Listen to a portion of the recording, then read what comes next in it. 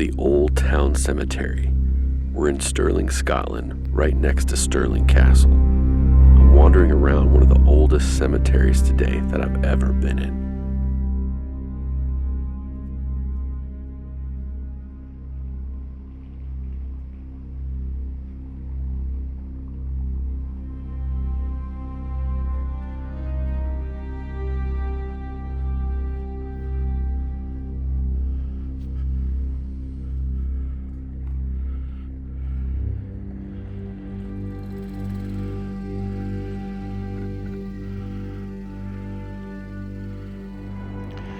Hey everybody, welcome to this episode of Matt's Red Show. I'm on top of Stirling, Scotland right now. Just below me is a graveyard, and just above the graveyard is Stirling Castle.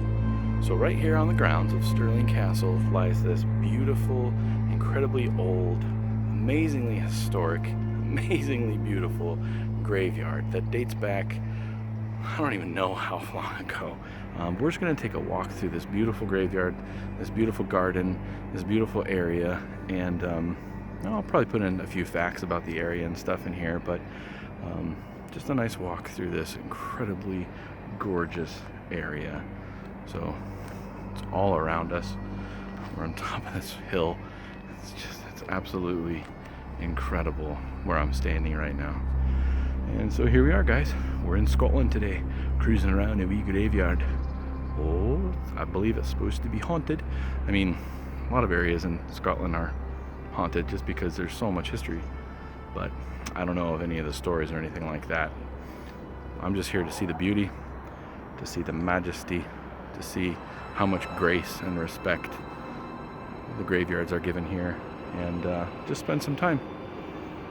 So, thanks for joining me in this episode, guys. Here we go.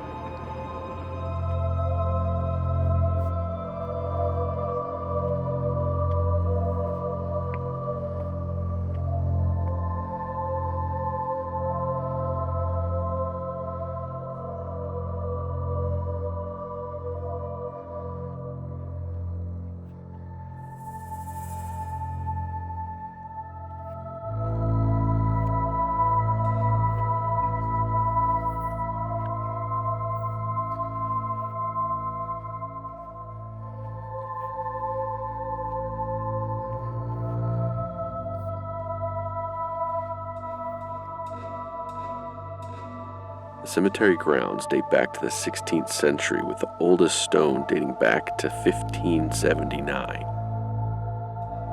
History abounds in the area, with tales of civil war, conflicts between the English and the Scottish, between the Episcopal Church of England and the Presbyterian Church of Scotland, as well as many others.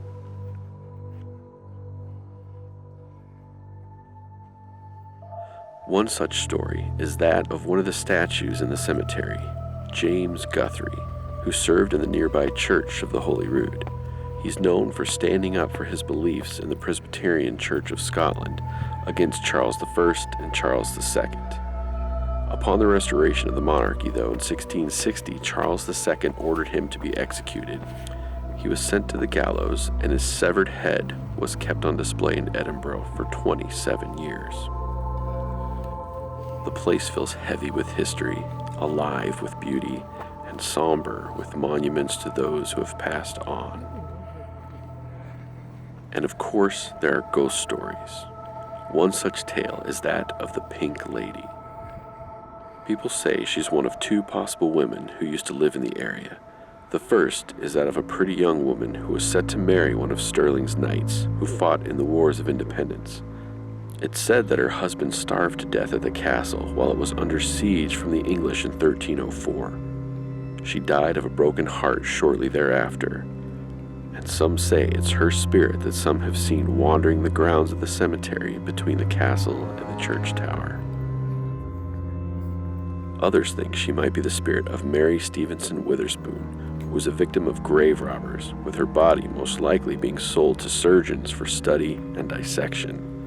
Even though the grave robbers were found, Mary's remains were never found, and some say she can still be seen wandering the cemetery, wanting to be reunited with her last remains. Others say they can smell a faint scent of a rose blossom when they have seen her, which was a favorite fragrance of Mary, but that of which are not present in the cemetery.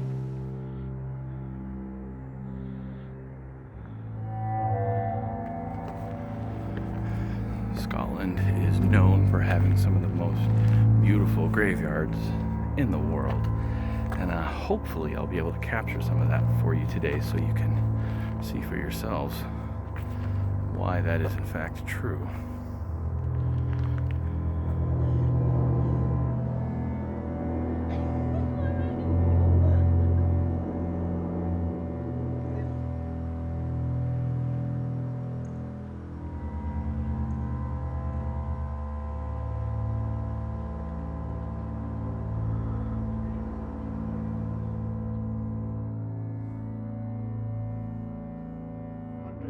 We're getting rather crowded here round the old churchyard. So the landscaped area over this way laid it out with nice roads and started to bury the people there. To educate the local people, because in those days no television to keep you in at night, you either had to go out for a walk in the evening, sit around the piano, or if you weren't musically inclined, make little Victorians, as we put it. So he added statues. There's one or two around the place. These are all heroes of the Protestant Revolution.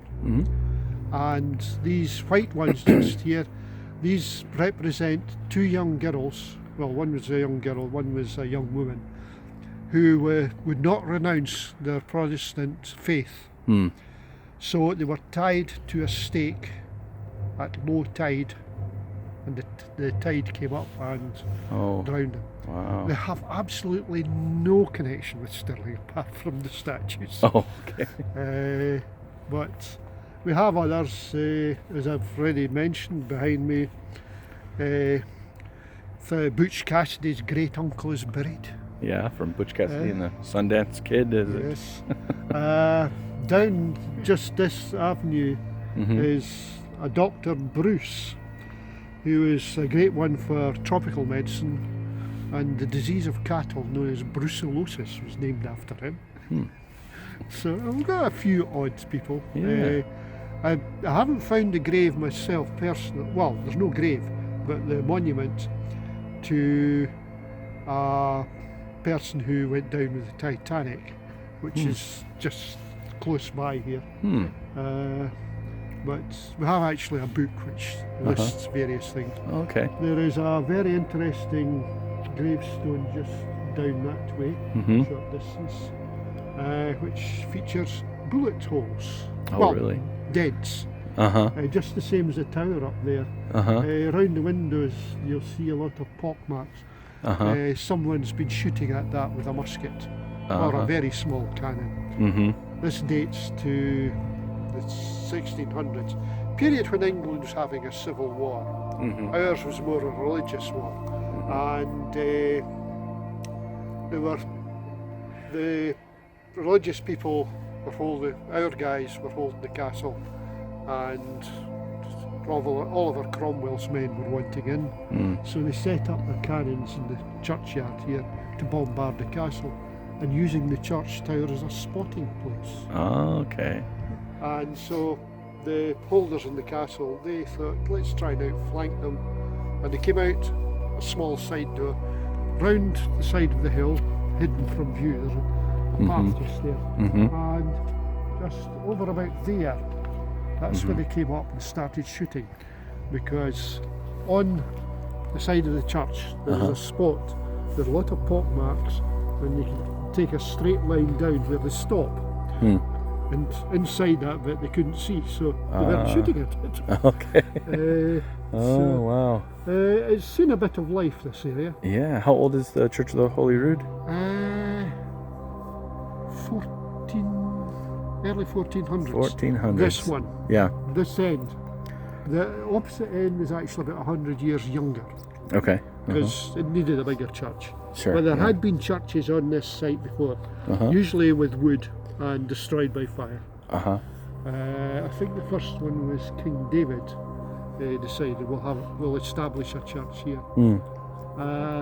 Holyrood means the Holy Cross. Mm-hmm.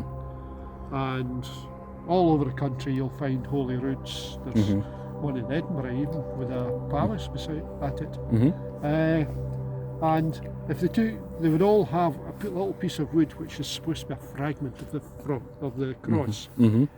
If you gathered them all together, you'd have a small forest. Quite a few of them. Yeah. But there's a lot of history around this. Yeah.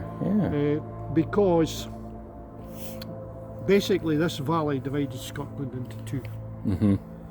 East and west, the ground was marshland, Mm-hmm. with the river running through. Mm-hmm.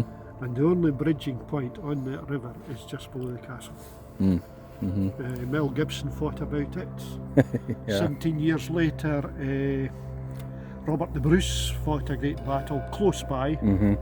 for occupation of the castle, actually. Mm. So all around this area, there's been important battles Yeah. to secure this area for the crossing over the river. And it wasn't until I think early 1800s they built a second bridge down here.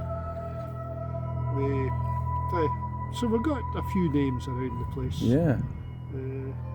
Is this your first visit to the country? Actually, no. The people around here are so great. I didn't even know that guy. He just wandered up to me and started talking to me about the graveyard and about some of the history and stuff. His name was Jed, apparently. That was his nickname, he said. So, quite lovely people here in Scotland. I absolutely love it. So thank you, sir. That was a lot of good information for me and my viewers.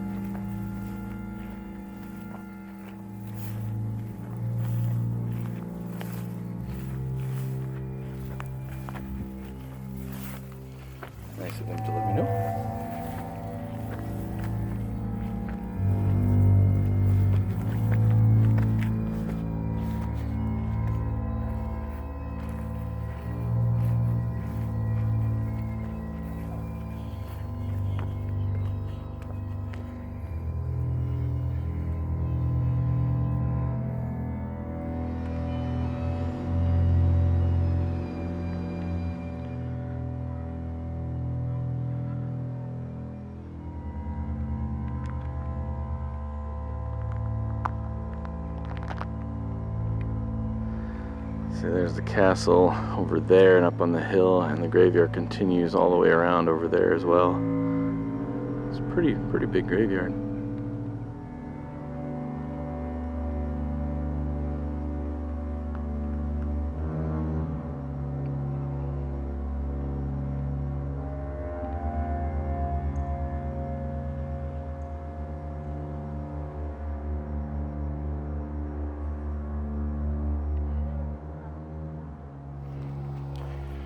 All right, let's go check out the church. The Church of the Holy Rude, which means Holy Cross, as that gentleman told us. Let's go check it out.